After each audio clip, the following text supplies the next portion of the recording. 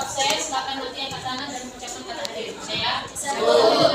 Kalau tadi dipanggil tidak dijawab, dianggap absen. Aldi, Aprilian, Apriliani, Arlis, Nita, Christopher. Ibu mengulas kembali sedikit, apa itu sel? Terpisah. Ya coba, Ernita. Sel adalah unit struktural fungsional marketing.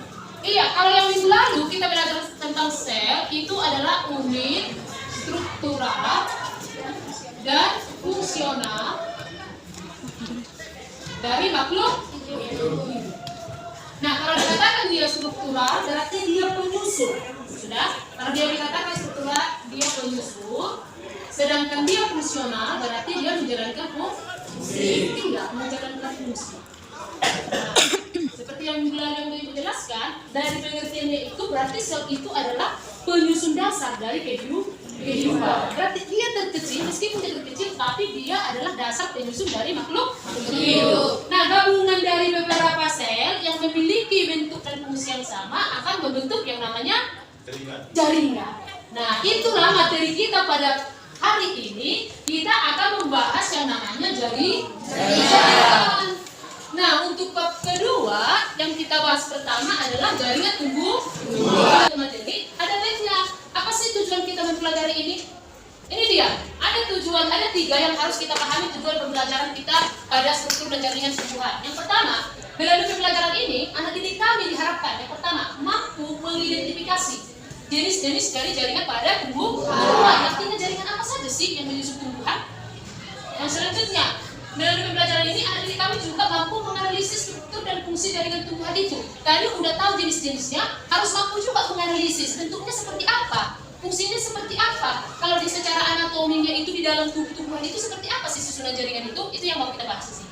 Nah, yang ketiga, di sini menyajikan data anatomi, struktur jaringan dan organ pada tumbuhan. Menyajikan datanya. Nanti di sini adalah proyek yang kalian hasilkan untuk lebih memantapkan bagaimana sih struktur anatomi dari jaringan atau tumbuhan tersebut. Untuk mempelajari lebih lanjut ini, Ibu akan membagi anak didik kami menjadi 5 kelompok. Sudah? 5 kelompok. Nanti kelompok 1 di depan, kelompok 2, kelompok 3, kelompok 4, dan kelompok 5. Jadi tadi kelompok 1 udah tahu kelompoknya kan?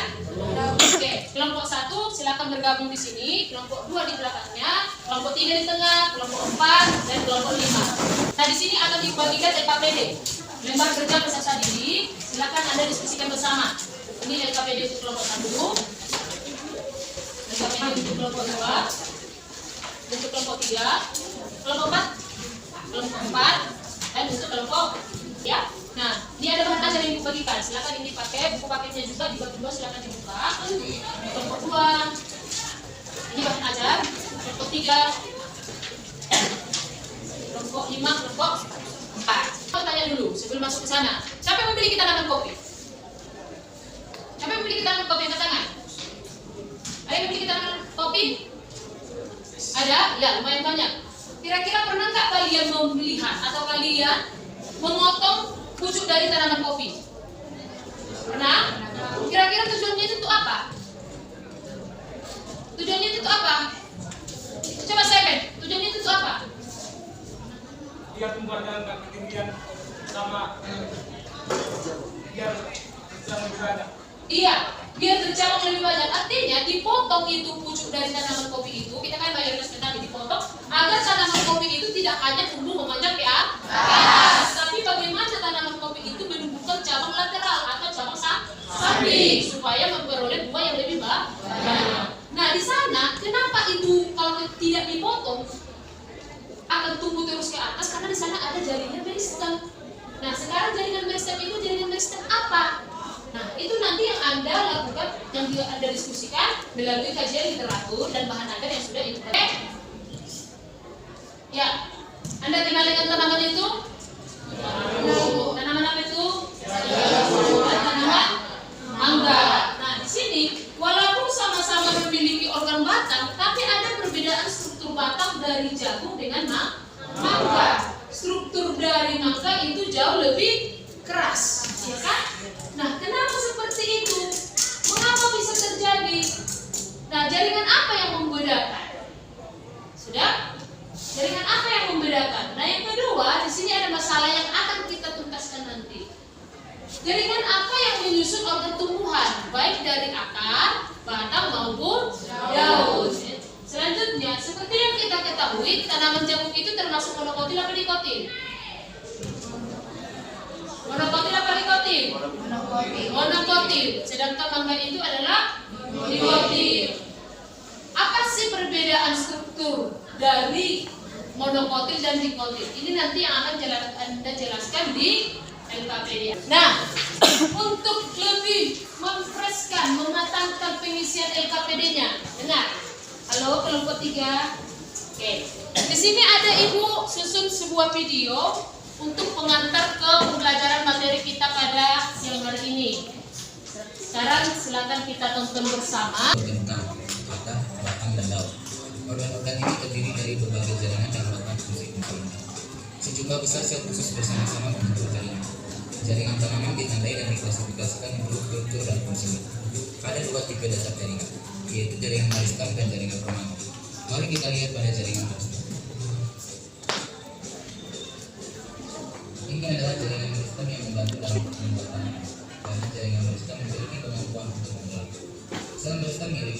Nah, untuk lebih memahami lebih lanjut lagi, silakan masing-masing kelompok mengerjakan LKPD-nya. Silakan didiskusikan. Nanti di akhir akan kita adakan presentasi perwakilan dari masing-masing kelompok. Silakan. Pertanyaan atau ada kesulitan untuk mengisi LKPD-nya, silakan ditanyakan Ibu. Oke, gambar nanti di mana dulunya baru dia dibahas yang monokotil ini nanti LKPD-nya. LKPD yang terakhir untuk pertemuan pertama. Ini ya perencanaan produk nanti di sini. Nanti akan Ibu jelaskan kembali nanti lagi. Ini aja dulu soalnya dulu dikerjakan. Nanti perencanaan produk akan dijelaskan kembali nanti di 5 menit terakhir setelah kelompok. Kerjakan yang lain dulu.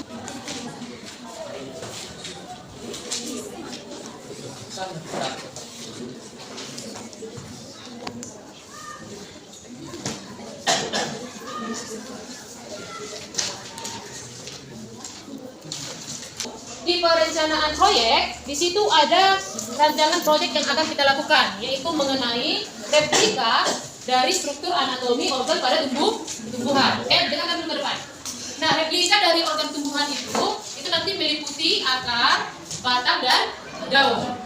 Oke, akar, batang, dan daun. Jadi akar itu nanti ada replika akar untuk dikotil, ada replika akar untuk monokotil. Batang juga seperti itu, ada replika batang dikotil dan ada replika batang monokotil. Jadi di sini anak didik kami bersama teman kelompokku, silakan kamu rancang nanti bagaimana yang akan kalian buat proyeknya sesuai dengan proyek yang ditentukan. Nah untuk kelompok 1 itu proyeknya itu adalah anatomi daun. Sedangkan kelompok 2 replikanya itu adalah akar dikotil. Kelompok 3 membuat replika akar monokotil. Yang kelompok 4 dia membuat replika batang monokotil. Sedangkan kelompok 5 membuat replika batang dikotil. Jadi di sini silakan Anda rancang apa-apa saja nanti kebutuhan di sana, alat dan bahannya, prosedur kerjanya seperti apa. Udah nanti akan saya pandu. Selanjutnya kapan dikerjakan? Kapan waktu pelaksanaannya? Silakan Anda berkelompok nanti di luar, yang dimana ketika kalian mengerjakan itu baik di rumah atau di sekolah, tetap ikut monitoring. Sudah? Nanti finishingnya atau di akhirnya nanti akan kita selesaikan pada pertemuan kedua, yaitu hari Jumat. Nah ini. Baik, kami dari kelompok 1 akan mempelajari mengenai daun. Nomor 1, jelaskan perbedaan mendasar antara tanaman monokotil dan dikotil. Tanaman dikotil bagian akar, sistem akar tunggang. Bagian monokotil, sistem akar serabut. Pada batang, memiliki kambium sehingga dapat membesar. 3 yaitu pohon jati bila ditebang melintang batangnya terdapat garis lingkar berwarna gelap dan terang. Garis ini disebut lingkaran tahun. Bagaimanakah bisa terbentuk lingkaran tahun? Dan gambarkan struktur anatomi batang monokotil dan dikotil. Lingkaran tahun terbentuk karena adanya aktivitas dari kambium atau meristem lateral pada batang dikotil. Susunan anatomi batang dari luar ke dalam. Yang pertama epidermis, kedua korteks, ketiga stela atau silinder pusat terbagi menjadi 3, yaitu embulur, xilem, dan floem. Berikut gambar dari anatomi batang monokotil dan anatomi batang dikotil. Di anatomi batang monokotil ini ada lapisan luarnya ini adalah epidermis dan ikatan pembuluhnya itu Pembuluhnya tidak terlihat ya. Tapi perbedaan anatomi akar monokotil dan dikotil itu berkas pembuluhnya, di mana berkas pembuluh pada akar monokotil dia tidak teratur atau tersebar. Sedangkan kalau berkas pembuluh pada dikotil dia teratur, di mana silen di dalam, floem di luar, dan dibatasi oleh yang namanya kambium. Paham? Tos.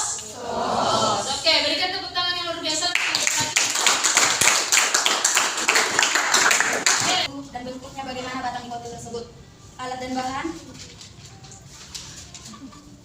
Yang pertama cat, gunting, tuas lukis, double tip, kaleng kosong, kertas kardus berkas, spidol hitam ataupun pensil.